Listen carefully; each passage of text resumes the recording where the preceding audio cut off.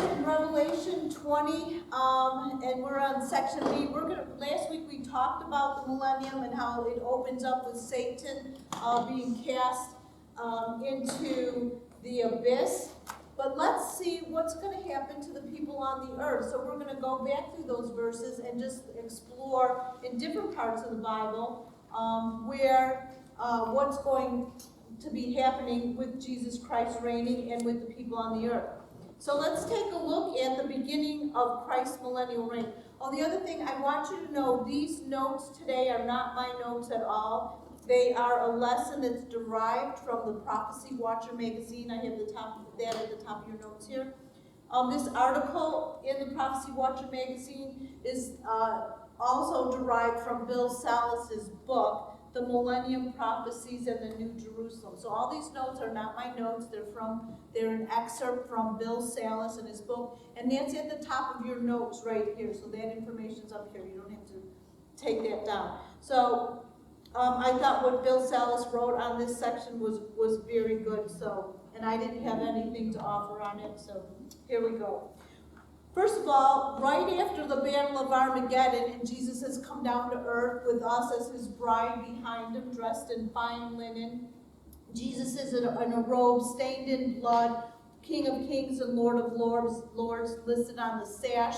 And then with one word or just a couple of words out of his mouth, all the armies in the Valley of Armageddon are just fall down dead. They literally melt. And if you had read chapter 19, section C in our notes, you will have read that literally their eyeballs melted in their sockets and their flesh melted off the bones. It's a pretty gruesome picture of what's going on there.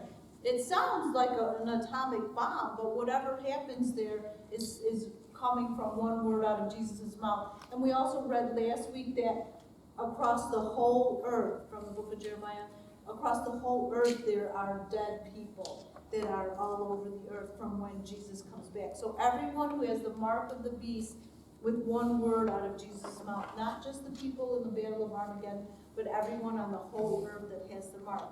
So now we're looking at what's going on now. So Satan is in the abyss, and all the Satan and the Antichrist armies are gone. And now Jesus is looking around, and we're looking around, and what we find is the earth is going to be a mess, right? It's a mess after war and after what Satan's been doing, and after God's wrath of the trumpet and bowl judgments, trying to get people's attention to repent. They didn't repent, and the only people left on the earth are going to be believers. And then those believers who died during the tribulation, they are raised back to life again. We learned that last week in chapter 20, verse 4. So the Antichrist will destroy the earth with its many wars, bloodshed, and oppression. The wrath of God is poured out on the earth. We have a lot of volcanic activity, floods, fires, and great upheaval of nature will also have devastated the planet and decimated it. The earth and its cities will need to be restored at this point. And the city of Jerusalem, what's that going to look like? Well, it's been trampled on by the Gentiles pretty much for 2 millennia now. In 1947, the Israelites were able to get back in 1948, were able to get back into their land, but they did not have possession of Jerusalem. That still remained in the power of the Palestinians and controlled the Palestinians. During the Six-Day War in 1967, the Israelites were able to push back the Palestinians and their enemies during that war, and they gained control of Jerusalem in 1967. So from 1967 till this day, 2021, Israel has the political and legal right to Jerusalem, but it's divided up into quarters, an Arab quarter, Muslim quarter, a Christian quarter, and a Jewish quarter. And the Temple Mount, where the temple always sat before the Israelites were conquered by the Assyrians and the Babylonians and King Nebuchadnezzar over there, they had the Temple of Jerusalem up there. And then it was destroyed again in 70 AD by Titus and his armies. So the temple has not been around, and it is in the control of the Arabs. Not necessarily the control, it's in the physical control of the Arabs, but legally and politically, the Israelites have control of the Temple Mount, but because of the political unrest in the Middle East there, the Arabs have said, no, we're not going to allow any Jews or Christians up here on the Temple Mount. So the Jews aren't even allowed to go there. Christians aren't even allowed to go up there. If they know you're a Christian, they've closed it off to Christians too. So nobody but the Arabs are allowed on that Temple Mount right now. So that Temple Mount, and then of course during the reign of the Antichrist, he's going to, there will be a new temple built, a third temple, and he's going to take over that temple during his 7-year reign on earth. And then, of course, all that's going to get destroyed. There's going to be an earthquake that happens. Remember when Jesus touched down, stood on Mount of Olives, splits in two from east to west, and part of the mountain goes north, part goes south. And so the city of Jerusalem from that earthquake is going to be quite devastated also. So the way it exists will be unsuitable for the Messiah to establish his throne there. It will be probably uninhabitable for the Jews to live there, and not very inviting for the, I'm all the way down on point 6, bottom of your first page. And it will be uninviting for the Gentile nations to come and worship the King Jesus there. So they've got to fix that city up. So let's read about Ezekiel 40, verse 2, because that's where it talks about the restored Jerusalem. And Barb, on page 2 of your notes, Barb, can you read that at the top of your page? In the visions of God, he took me to the land of Israel and set me on a very high mountain. On his south side were some buildings that looked like a city.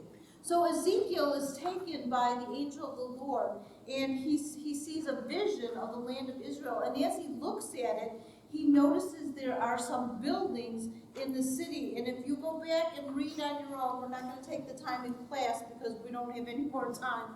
We're kind of out of time here. But if you read Ezekiel chapters 40 through 48, and that's in your notes here, you will read about the details of the rebuilding of Jerusalem. And it describes the city's restoration. Jenny, can you read Psalm 48, 1 and 2 for us? Great is the Lord, and most worthy of praise in the city of our God, his holy mountain. Beautiful in elevation, the joy of the whole world is Mount Zion on the sides of the north, the city of the great King. Wow. So here back in Psalms, David is describing for us that when Israel is rebuilt, it says, great is the Lord, most worthy of praise, the city of our God, his holy mountain. They refer to the Temple Mount and the city of Jerusalem both as Mount Zion. And he says it's beautiful in elevation, the joy of the whole earth. The Temple Mount has never been the joy of the whole earth, even when back in David's day. It was only the joy of the Jewish people. It was only the joy of the Israelites. It was never the joy of the whole earth. So this is a prophecy that David as he's writing this psalm. The joy of the whole earth is Mount Zion on the sides of the north, the city of the great King. Now David was a great king, but he wasn't the great king, who's Jesus Christ. So this is definitely a prophecy, the city of the great King, a future prophecy where Jesus Christ is going to rule the earth from Jerusalem. And he's talking about how it is the joy of the whole earth. Isn't that what mankind always strives for? We're always looking for a utopia. Always, and that's what we constantly see with the socialism, the fascism, the communism, the whateverisms going on. People trying, or governments, or Satan gets in somebody's head and they go way off on a tangent and end up oppressing people trying to create a utopia. It is not possible to create a utopia as long as we have sinful mankind ruling on the throne. When mankind gets too much power, he becomes oppressive, aggressive, and treacherous. Okay, Ezekiel 44:4. Gail, can you read that for us? Also he brought me by way of the north gate to the front of the temple. So I looked, and behold, the glory of the Lord filled the house of the Lord, and I fell on my face. Okay, so Ezekiel again, he's being brought, now the glory of the Lord left the temple when the second temple was destroyed. Excuse me, when the first temple was destroyed.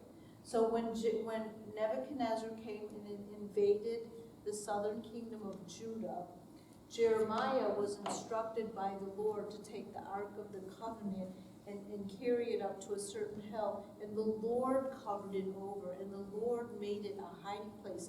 And to this day, we still don't know where that Ark is at, the Ark of the Covenant. But when he took the Ark of the Covenant out, also the Shekinah glory of God. So remember, we read in the Old Testament when Moses took the people, led the people from Egypt in the desert, and when they had the tabernacle, and we see pictures of the Shekinah glory, the glory of God, came from the inside of the tabernacle and lit up the whole camp by night and became a cloud to cover them in the desert. Because, you know, they wandered in the desert for 40 years. The desert, there's nothing there but sand forever, just sand. So the Lord was a cloud for them during the day. And even here in Florida, we totally understand that, right? It's so hot here in the summer, and just to go under the shade of a tree reduces the temperature by 10 degrees. So we understand that here in Florida, how a cloud would help. So the Lord's Shekinah glory left the temple at the end of the first temple period. When Solomon built the second temple, there was no Shekinah glory there. It left with the leaving of the first temple, or the destruction of the first temple. So here Ezekiel is saying, the glory of the Lord filled the house. So again, Ezekiel is seeing a picture of a prophecy in the future where the glory, the Shekinah glory, is going to come back to the temple because Jesus is there ruling in it.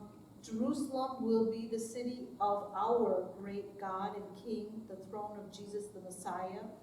The glory of the Lord will reside in that millennial temple. So those of us, all of us, and those who survived the tribulation that are believers, and those that were believers and died and were resurrected, all of us are going to see that Shekinah glory again here on earth. That is going to be something to behold. And this is another cool thing. The restored Jerusalem in the millennium will be given a new name entitled The Lord is There. So Jerusalem won't be called Jerusalem anymore. It's going to be called The Lord is There. And let's read about that verse. Roberta, Isaiah 62, 1 and 2. For Zion's sake, I will not hold my peace, and for Jerusalem's sake, I will not rest, until her righteousness goes forth as brightness, and her salvation as a lamp that burns. The Gentiles shall see your righteousness, and all kings your glory. You shall be called by a new name, which the mouth of the Lord will come. Which of the mouth of the Lord will name. So the Lord will name that city a new name. And what's that new name? Amy, Ezekiel 48:35. And the name of the city from that day shall be, the Lord is there. Wow, look at that. So when Jesus Christ comes back to rule on earth in Jerusalem, it's not going to be called Jerusalem anymore. It's going to be called The Lord is There. That's going to be the name of the city. So when people talk, let's go to the city where God is, they're going to be talking, that'll be the name of the city. The Lord is there. Do you think that's what Jerusalem means? Jerusalem, no, Jerusalem doesn't mean that. Jerusalem means something about peace. Yahweh peace, I think. Salam, like salam, shalom, peace. And Jeru, I think is an initial part of Yeshua. So I think it's God's peace. But yeah, Jerusalem doesn't mean that. So whatever name it's in Hebrew, when it translates into English, it'll be God is there. I don't know what it'll be called in Hebrew. But when it translates into English, we'll be saying the name God is there. The Lord is there. Excuse me. Okay, Jesus Christ will reign upon his throne. That's a good question. I should have looked that up to have that answer, but I don't. Jesus Christ will reign upon his throne in Jerusalem. God's Shekinah glory will fill the temple in Jerusalem during the millennial reign. Life on earth will be amazing. So let's take a look at that. The earth will be filled with the knowledge and the glory of the Lord. Children will intermingle with dangerous animals and venomous snakes. And these, you're going to have to look up in your Bibles. So everyone get out your Bibles. And Jen, can I have you read the first one? Isaiah, we're on page 3, top of page 3 with your notes. Isaiah 11, 6 through 9. And Jen, can you read that section? Daisy, can you look up Habakkuk 2:14? And that's near the end of the Old Testament. So if you find Matthew, then backpedal a little to the left. And then Isaiah 2:4. Carmen, can you look that one up? And then Jeanette, can you look up Ezekiel 39? And we'll have you read those verses 9, 10a, and 12. And then after that, I want everyone to turn to Isaiah 65, 17 through 25. So Yvonne, Barb, Jenny, Gail, and Roberta, you guys will all read Isaiah 65, 17 through 25. And probably Amy will probably get you too. Okay, so yeah, let's hear about what is life going to be like during the millennial reign of Christ on the earth. Daisy, or no, Jen. We're starting out with you, Jen. Isaiah 11, 6 through 9. Okay. Nice and loud. In that day, the wolf and the lamb will live together. The leopard will lie down with the baby goat. The calf and the yearling will be safe with the lion, and the little child will lead them all. The cow will graze. I'm going to say, doesn't that sound cool? A little child is going to lead wild animals, and they're going to all lay down together. Wild animals will no longer eat meat. They'll be grass eaters during the millennium. Everything will be at peace. It will be restored. Doesn't that sound so cool? The lion and the lamb will lay down together. The calf and the leopard will lay down together. And a little child will come along like he's leading his dog, and they'll all follow him, and he'll be playing along and playing with them. Can you imagine how beautiful that's going to be? Okay, go on, Jen. The cow will graze near the bear. The cub and the calf will lie down together. The lion will eat hay like a cow. The baby will play safely near the hole of a cobra. A baby can safely play near the hole of a cobra. He'll play with the cobra. And all wild animals are going to eat grass and hay. Okay, go on. Yes, a little child will put its hand in the nest of a deadly snakes without harm. Nothing will hurt or destroy in all my holy mountain. For as the waters fill the sea, so the earth will be filled with people who know the Lord. So the earth is going to be filled with people who know the Lord. So this is a clue that we know this is the millennial kingdom here on earth, not eternity. Because it says everyone will, what was that last phrase there? Everyone? For as the waters fill the sea, so the earth will be filled with people who know the Lord. Yes, the earth will be filled with people who know the Lord. Okay, so we know, so the fact that Isaiah is saying this, God is saying this through Isaiah, tells us that this is on earth. It's not the new heaven and new earth, because it would be redundant to say everyone will know the Lord, because everyone will know the Lord in eternity. There won't be anyone who doesn't. So the Lord doesn't use things redundantly. He doesn't say extra words. Everything he says has a purpose and a meaning, every detail. So the fact that he says all the people of the earth will know the Lord means that we're in the millennial kingdom still. Isn't that so cool? Okay, Habakkuk 2:14. Daisy, was that yours? Yes. For the earth will be filled with the knowledge of the glory of the Lord, as the waters cover the sea. As the waters cover the sea, the earth will be filled with the glory of the Lord. Wow. So we are gonna see the glory and knowledge of the Lord all over the earth, all over. Okay, and then Isaiah 2:4, Carmen. He will judge between the nations and will settle disputes for many peoples. They will beat their swords into plowshares and their spears into pruning hooks. Nation will not take up sword against nation, nor will they train for war anymore. No more war anymore. No more war. No more guns, no more swords. Back when Isaiah was writing this, guns didn't exist, so the only word they had there was swords. But there aren't going to be any more guns, no war machinery, no missiles, no rockets, at least not rockets for blowing things up. There might be rockets to fly around in for all of us, I don't know. But they won't be for blowing things up anymore. So there'll be no more war, so we'll take all that metal and melt it down, and it's going to be made into farming equipment, to farm the land. So people will go back to more of an agrarian type of society which God originally intended. Because when we had an agrarian type of society, you had smaller groups of people coming together, and you had more of a community going on. Right now, our cities are so, the more closer together people get packed, the more disconnected we get with each other. See, we're in a smaller group here, and we spend time talking to each other and getting to know each other.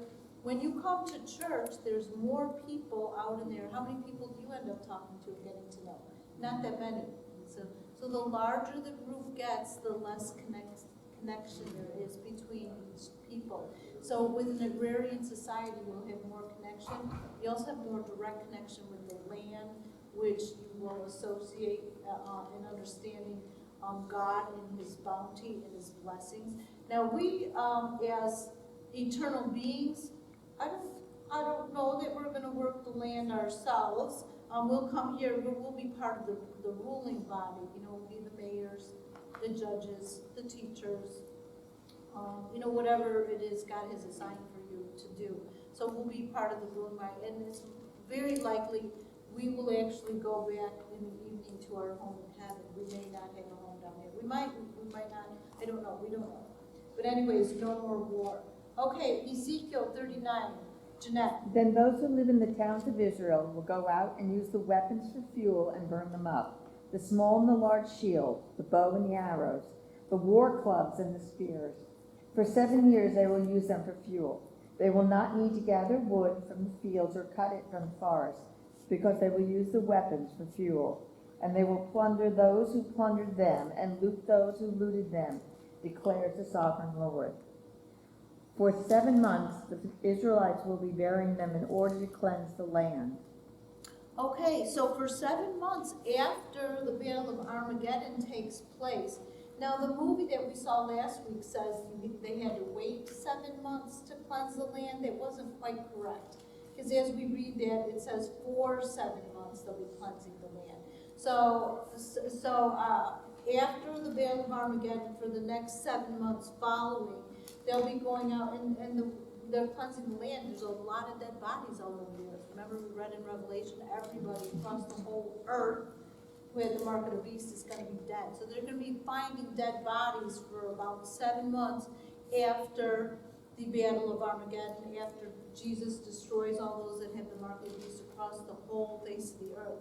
So they're going to constantly be running on bodies, and they're going to put a marker there, and there's going to be a crew that comes through that's hired. That's their job, is to dig graves and bury all these dead bodies. So, but there will be no more war. There's going to be no more remembrance of the bad events that ever happened on the earth. Isn't that going to be nice? No remembrance of the bad things. That is so nice. When you look back into your childhood and you think about the things that happened, do you mostly think of the good times that you have? Do you forget about the bad times? Unless they were really traumatic. But do you when you think about a situation or just, you know, something that you interacted with someone, you mostly remember the good times.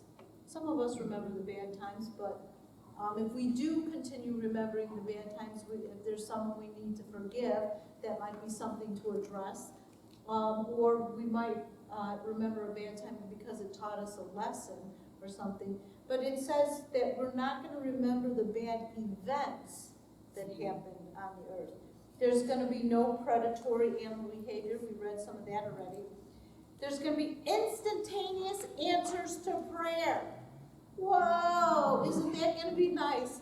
Before you leave today, please make sure you leave your prayer requests with me and put them here at the front of the table where Jenny's sitting, and I'll type those up. Please don't forget to drop those off. But can you imagine with Jesus Christ here on the earth, when you pray for something, instantaneous answers? Isn't that gonna be cool? And there's gonna be adequate housing supplies for everybody. Nobody's gonna be homeless, nobody's gonna be without food or medicine. So the utopia that man has always wanted to create, only Jesus Christ will be able to create it. So let's read about that. And Yvonne, did you read yet? Okay, so let's read a verse out of Isaiah 65, start with 17, and then we'll just wind around till we finish to verse 25. Look, I am creating new heavens and a new earth, so wonderful that no one will even think about the old ones anymore. Okay, this is a new heavens and new earth. Now, when we go back and look at this in the Hebrew, what we're going to find by new heavens and new earth means he is, when Jesus says, I'm making everything new, he's going to transform it into, use the present earth. So you have to look back into the Hebrew to get the understanding of that verse. It's not getting totally burning up this earth. He's transforming it into something new and different, into what God always meant the earth to be like. This is not referring to eternity, okay? And only the Hebrew actually would give us that rendition. Okay, verse 18. But be glad and rejoice forever in that which I create. For behold, I create Jerusalem to be a joy and her people to be a gladness. Okay. And the other thing, the Jerusalem to be a joy and a gladness. Well, that could fit for the Millennium Kingdom, but it also would fit for right now. Go ahead, Jenny. I will rejoice over Jerusalem and take delight in my people. The sound of weeping and of crying will be heard in it no more. Okay, the fact that it even says weeping and crying will be heard no more, that's referring to life here on earth. It's not going to be referring to the Millennium Kingdom. Okay, of course, there's going to never be any weeping or crying in eternity. Gail, can you read the next verse?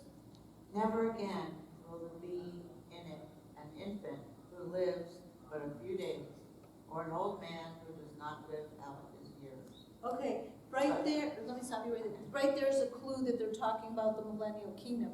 Because as far as we know, there aren't going to be any infants born in the eternal kingdom. It says we all become like the angels. Nobody's given in marriage. So if you don't have marriage, you don't really have families per se. There's no procreating among the angels. So here's a clue that this passage refers to the millennium.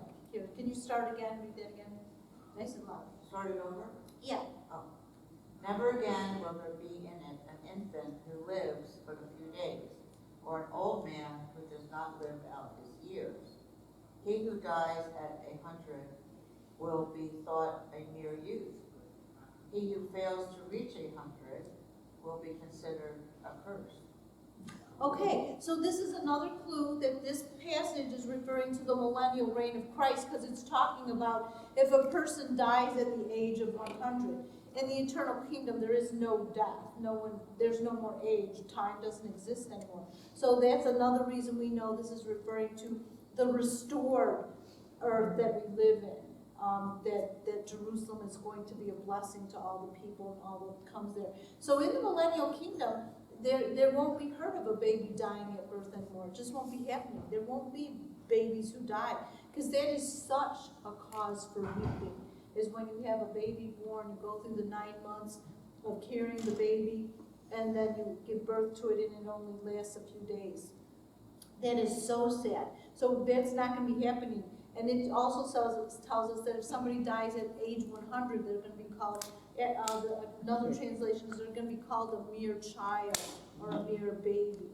Okay? Oh, he was just a baby. He only lived to 100. And if people die at 100, that means they were living a sinful life, and their life was cursed. So God, because during the millennial kingdom, Jesus Christ rules with a rod of iron. Injustice and sinfulness and wickedness will be dealt with quickly and swiftly.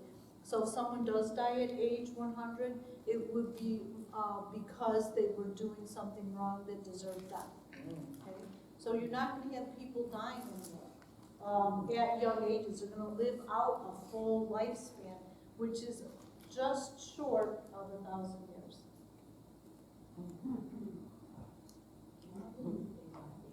Pardon? I didn't think they died yet.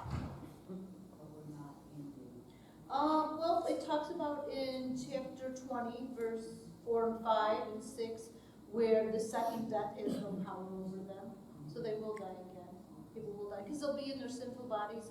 And there will be people that are born. I don't think we're going to live beyond 1,000, because the curse in the Garden of Eden, God told Adam and Eve, do not eat of the tree of the knowledge of good and evil, for in the day that you eat of it, you shall surely die. And we know from the Old Testament and from Peter in the New Testament, 1 day is as 1,000 years, and 1,000 years is as 1 day. So in the day you shall surely die. So in our sinful bodies, the day is 1,000 years, right? So you're not going to live to be 1,000. And we know in the record of Genesis, Methuselah was the oldest person who ever lived, and he lived 965 years. So no human being in their human body has ever lived to be 1,000. So I would assume that saying, would be true, because God gave that curse to human beings, that they would die in that day being 1,000 years. They would die before they reach 1,000 years. That's a good question, though, but that would be what I would believe. I don't think, because it talks about the second death has no power over you, so people will die, but people will not live beyond 1,000 years, because that curse still exists in the human body, that the sinful body will not live beyond 1,000 years. You will not live. So that's where I believe that comes from. God doesn't lift all the curses from the earth. Yes. So people that survive the tribulation, that come to Christ and are in the millennial reign, they will die. Yes. And then They'll be given new bodies. bodies. Yes. They'll be given new bodies, because it says the second death has no power over them, those that are resurrected. I wonder if they'll be given new bodies Right away. right away. I don't know. We don't have any information on that, or it hasn't been revealed, or no extra biblical text right now that tells us that. So I don't know. So we don't know. Like a lot of the information I've taught you over the last year and a half has come about due to extra biblical texts that give us more information and more background than the Bible gives us, or explains what's already written in the Bible with deeper understanding. And so we don't have any information on that question. So there will be people that survive the tribulation that did not take the mark of the beast, obviously, or they would have been killed when Christ returns. Right, correct. And who was the last one to read? Gail, read that again. Read the last half of that again, because this will tell you why that people will die during the millennium. So that question that you asked, read that verse again for us. The whole thing? Here, you know what? Let me read it here. What verse was that? 20. 20. Never again will there be an infant who lives but only a few days, or an old man who does not live out his years. So never again will there be an old man who does not live out his years. Okay? So he'll live out to a full life. Okay, so it tells us there that it doesn't say he'll never die, it says there will be or an old man who does not live out his years. He'll live out to old age. Okay? And he who dies at 100 will be thought a mere youth or a baby. He who fails to, okay. Yeah, so there we have another verse, Roberta, that tells us that Old people will live out the full span of their life that they were supposed to live out. They'll live a full life. They won't be old and then die at 600 or 700 or whatever. They will live out their full life into the 900s. Like nowadays, if you live to 100, you live a full life. But this is talking about the new earth, not the millennial reign. No, this is the millennial reign. That's what I tried saying at the beginning. Did you not catch all that? So This is the question millennium. Is the raptured people, we continue? Yeah, people who are raptured, we're in eternal We bodies. are eternal, to make, that's what they were. All right, that's, Oh, we're in eternal, immortal bodies. okay. But verse 17 says, look, I am creating new heaven. Yes, and if you read that in the Hebrew, it's just restoring, creating a new order, a new thing. He's not creating brand new. He's restoring the heaven and the earth to something new. Okay? He's restoring the earth and doing something new with the earth. Okay? So he's not doing away with this whole earth and This isn't destroying it. gonna matter to us. Pardon? This isn't gonna matter to the people that go to, they're in heaven. All right, Is this The gonna- raptured people. the rapture people. No, It's not no. gonna matter to the rapture. no, this is just for those who are still in their human bodies. Okay. This section is the millennial reign. Now, those of us who are raptured, we may very likely have jobs to do down here. We'll come down during the day and do our jobs and go back up to heaven to sleep at night, or maybe we'll stay here on earth. I imagine we probably will go back up to heaven in the evening, because it's like living in a mansion and you're going to work in the ghetto, so to speak. You know, you don't want to stay in the ghetto overnight. You want to go back home to your mansion. So I imagine those of us who have been raptured and given new bodies, we're going to want to go back to heaven, because it's going to be so much greater than what's here on earth. And as a matter of fact, you know, we're told that we're part of the ruling class with Jesus, but maybe not all of us will want to come down here and do stuff. We may want to just hang out in heaven. You know, God allows freedom of choice. Maybe we'll have a garden in heaven that we're going to be gardening. But all of those that are raptured are in eternal bodies. This new heaven and new earth is talking about a remodeling, so to speak. The Lord is going to do remodeling down here. He's not destroying the earth and the heavens at that point. He's remodeling everything. Like when you remodel your house, you're saying, I'm going to do something new with the house. Doesn't mean you're going to flatten the house and start with a new house. No, something new that you're going to do with the house is you're going to take down a few walls, put up some other things, do this, do that. So in the Hebrew, when you go back and read that verse, it's talking about a rebuilding, not destroying and creating something new. Okay, it's a different word. Okay, does that make sense to everybody now? Okay. Yes, Gail. The raptured people are not living down here. No, the raptured people will not be living down here. We will come down here, I'm sure, just as angels do right now. They come up and down as messengers, but they don't live down here. They live up in heaven. And it says at the rapture, we will be as the angels are. So that's why I imagine that we will, just like the angels come down to earth to do a job, but they just intermingle in our life very little bit. They don't go into our life a lot, interject. But during Christ's millennial reign, it's very possible that we will be a part of the ruling class with Jesus, because it says that we are going to rule with Jesus. Okay, so that means you're like a mayor. He goes to the office, his city office during the day, but he doesn't sleep there. He goes home at night, right? So we may come back down here just to do our work during the day, but we'll go back home to heaven at night, most likely.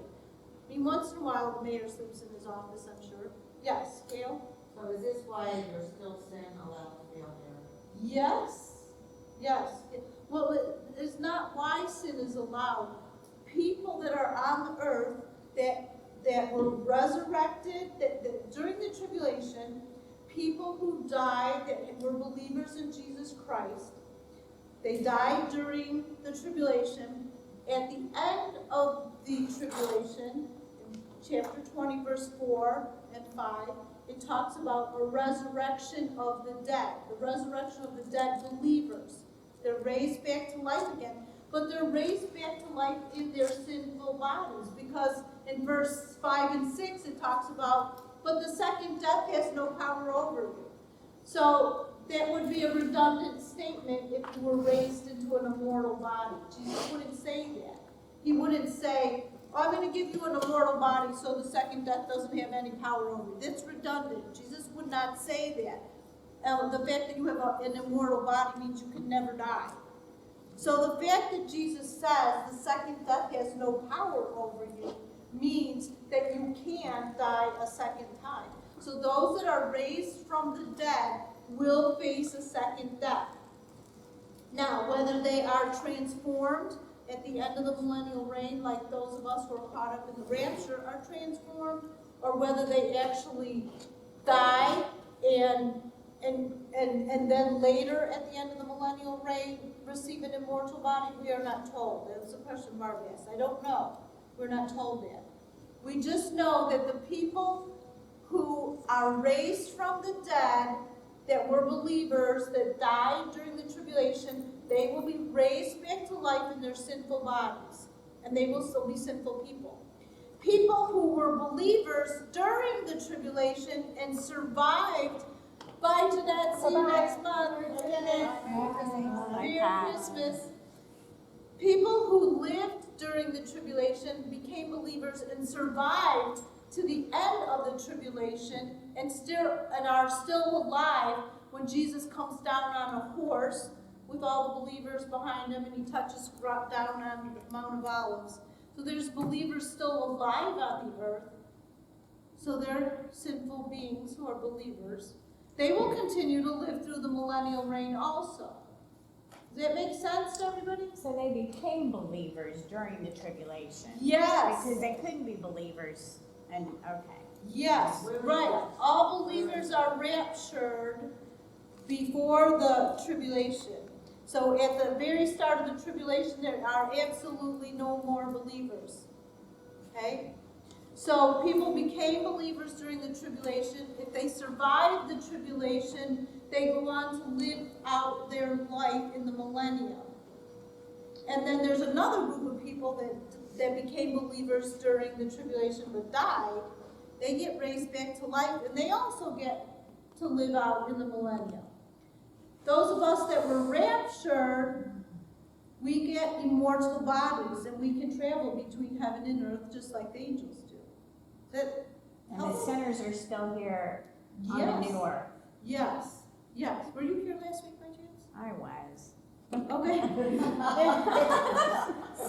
No, I wasn't. Maybe physically. That's okay. I'm not sure I was totally here either. No, it's so hard to wrap my head around all of that, that the sinners get to, they get to raise it, they're raised again, they come back on earth. Yeah, that was just hard. Oh, I guess what it amounts to really is during the millennial reign, everybody that is, including us, but we've already been raptured, or We've got immortal bodies. People who are raptured. So let me draw a picture here. Let's try this. So we've got the rapture happening over here. Let's put the rapture. Rapture's happening over here, and we've got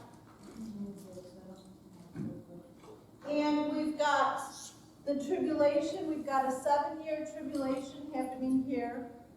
7-year trib.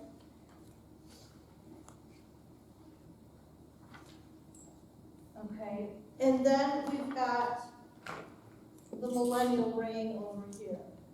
It's 1,000 years.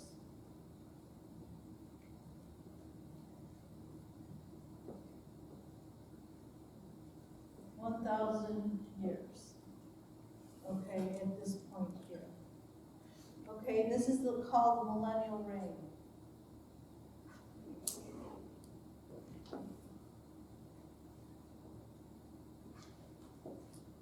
of Jesus Christ.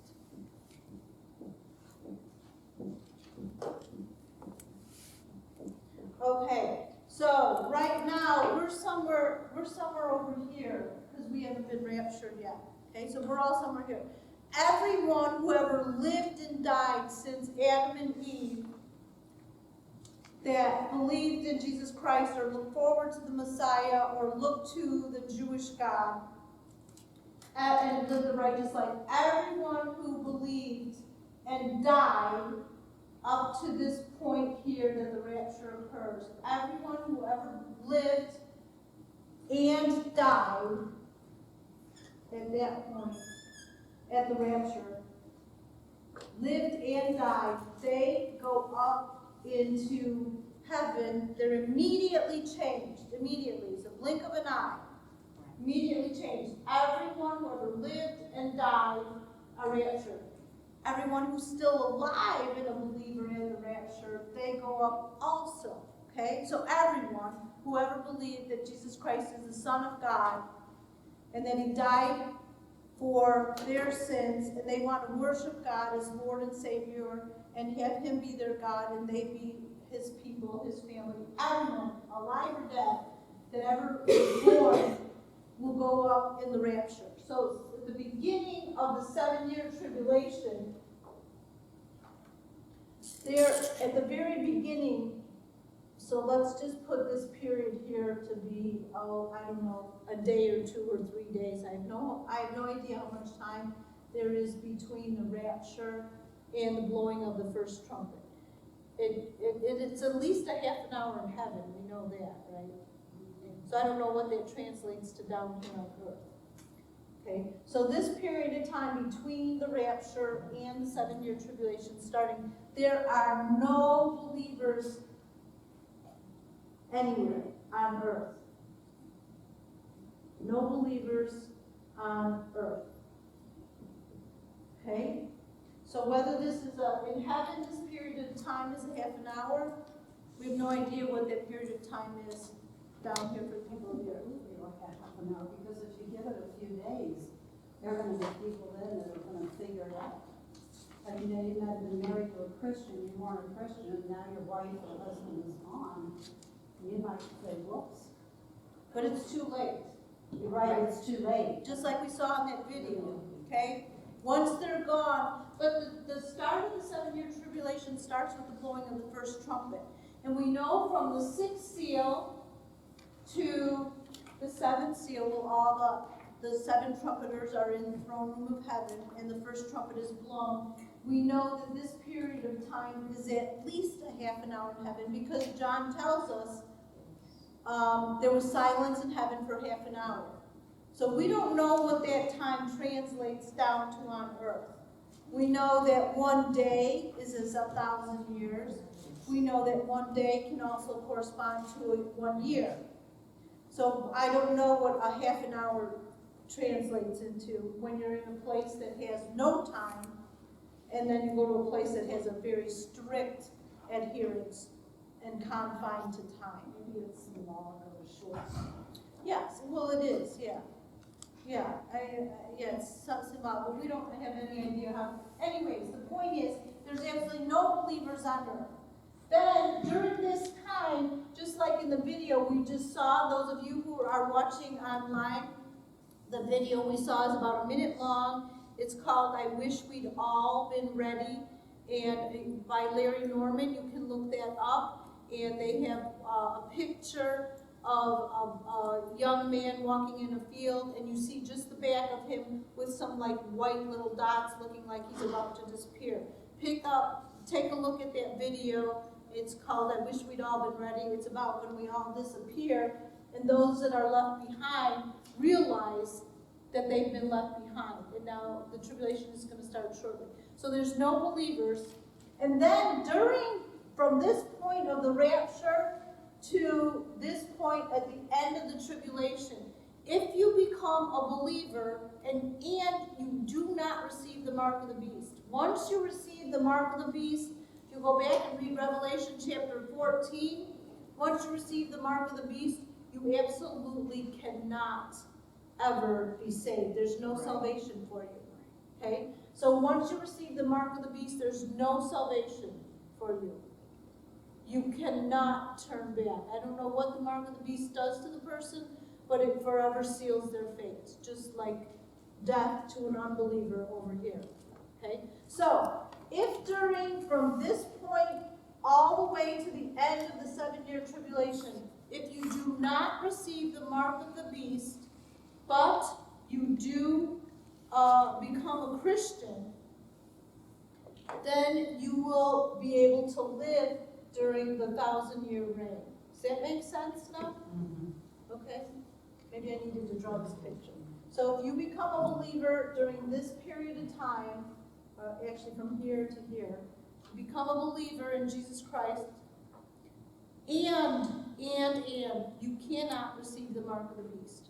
Okay? So whether you live to the end or whether you die, you will be alive during the 1,000-year reign. Because if you become a believer in this period of time and you die, you'll be raised to life again, as Revelation 20, verse 4, 5, and 6 tell us. You'll be raised to life again, and you will be able to live out through the 1,000-year reign. If you are a believer and you survive to the end of the tribulation, you'll also live during the 1,000-year reign.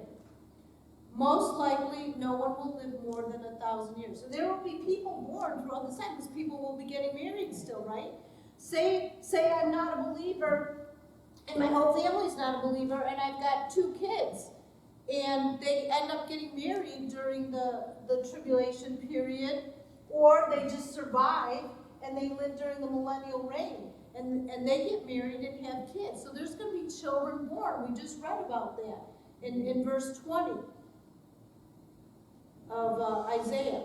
The people who are born, there will be people born during the millennial reign. And we know this passage refers just to the earth, the 1,000-year millennial reign on earth, where human sinful bodies are living out another 1,000-year period of time. And we know that people are going to be giving birth, because we just read that no longer will a baby die after being just a few days old. So we know the babies are going to be being born. And there will be people dying. There is no death and no birth in the eternal new heaven and new earth, okay? This is just a restored heaven and earth that we're reading about in Isaiah chapter 67. Yes? So if we come down, So during the millennial reign, I'm tripping on myself here. yeah. During the so- millennial reign, we can come down or